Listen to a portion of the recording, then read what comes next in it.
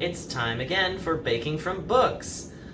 On our second June episode, we're making no-bake key lime pie, the very ultimate in lazy baking. You'll see what I mean later. You seriously have to put in zero effort to make this. It's inspired by Love and Other Disasters by Anita Kelly, the first mainstream romance novel to feature a non-binary protagonist who uses they-them pronouns. It's very exciting and it's a fantastic book. It's the story of London and Dahlia, who meet on the set of a competition cooking show and end up falling in love, but they risk being torn apart by the competition and all the social pressure. Especially as social media scrutiny starts really ramping up and creating this horrible conflict about London's participation on the show. London is the non-binary character. Now, no spoilers, because I do want you to read this for yourself, but key lime pie is a very important dessert. It's the last dessert that London makes on the show for the competition, and they're completely relaxed and they're confident about it, which is the energy we all need in baking and in life. Like last time, I'm here to tell you that from scratch and pre-made versions work equally well. Do not let anybody make you feel bad about whichever way you choose to do it. Okay, so let's get started. First of all, I apologize in advance for any shaky cam. I am trying a new hands-free filming method so that you can see what I'm doing, but I don't have it down yet, so I'll try and keep the camera as smooth as possible. So the first thing you do is you melt some butter and you crush up some graham cracker crumbs. I just did this with my hands, so you don't even really need any tools to do that. You just melt this in your microwave, and then you combine them to make your pie crust. We just stir these together. And full disclosure, in practice, I did this with a pre-made graham cracker crust, which worked perfectly and was just one less step. So again, don't let anybody make you feel bad about using shortcuts and pre-made pie crusts and things like that, because it comes out just as well, and it saves you time and mental energy. Since I did it with a pre-made crust last time, I have no idea if this is what it's supposed to look like, but we're going to say it is. So you just put this in the bottom of a pie dish, and did I realize that I don't own a pie dish just before I had to film this? No comment. No comment at all. Okay. We'll press this down into something resembling a crust. Alright, since this isn't a real pie dish, this is probably about as close as I can come, so we're going to call that good. That's stuck in there, never touched by human hands. When you have your crust, you set that aside, and in another bowl, you combine all your other ingredients. Again, this is about a 2 or 3 dish recipe, which I think is always good.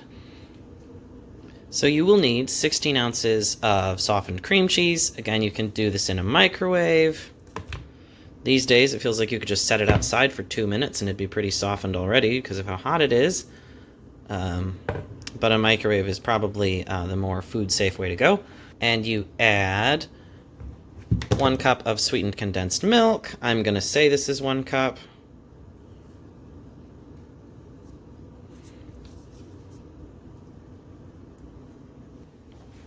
So you've got your sweetened condensed milk, and now it's time for the key lime part of the key lime pie. So you take lime juice. I didn't get enough lime juice out of a lime, so that's why I'm using prepackaged stuff.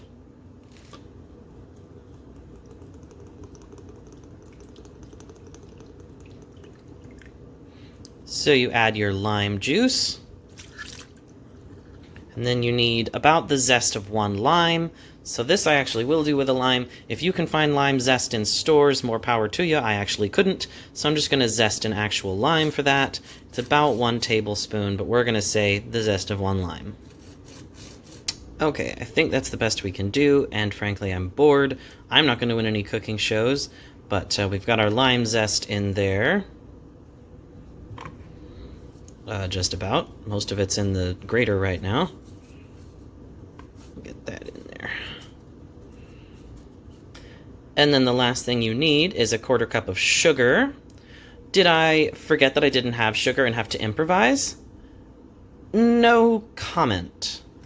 So you take a 1/4 cup of sugar, put that in there, and then you just mix this all up until it's creamy and well incorporated. You probably could do this by hand, but I'm not going to. So you take your hand mixer, which I have here, and we're going to mix it until it's all creamy and mixed together.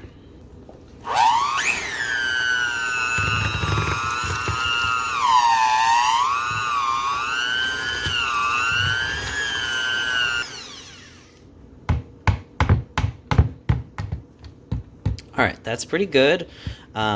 If you're like me, you'll still be able to see your bits of lime zest, but I'm assuming that's okay because what else would happen to them? And so once you have this all creamy, you just pour it over the crust. So we take our filling here and our crust, and you just pour this over it and make sure it's in an even layer.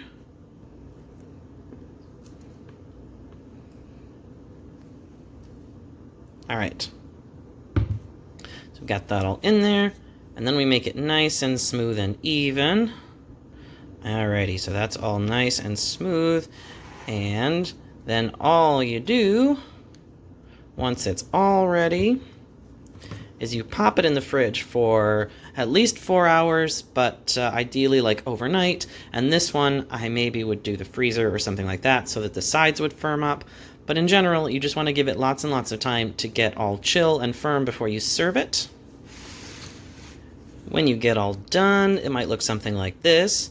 This is my practice pie, so you can see it's got the pre-made graham cracker crust, and you can garnish it however you like. I think some whipped cream would be good. I just did some like lime slices here because it looks nice. So it's not up to London's level, but London also made a coconut key lime pie, and I wouldn't eat coconut for all the Earl Grey tea in England, so this is about my speed. It's just got the key lime, and it was really easy to make.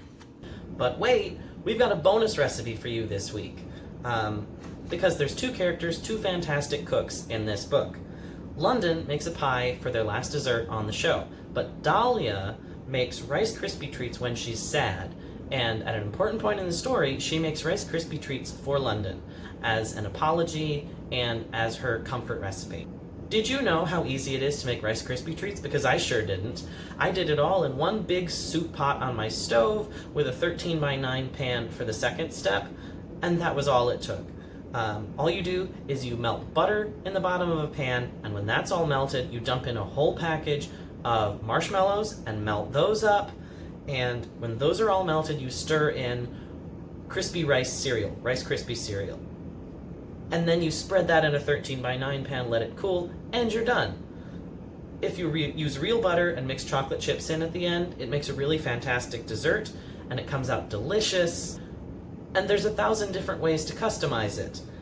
Fair warning, it is an arm workout as you stir everything together, and it sets up really fast, so you have to be quick and you have to be strong. But it's very easy, and I can see why Dahlia makes this as her go-to comfort recipe. That's all we have for you today. Thank you so much for tuning in, and do share your results with us. If you make this yourself, I'd love to see how yours come out and what your take is on whether pre-made crust is just the easiest way to go, or whether it's worth making your own crust. So share your results with us. We'd love to hear from you. We'll see you again soon for more baking from books, and in the meantime, happy reading, happy baking, and happy pride.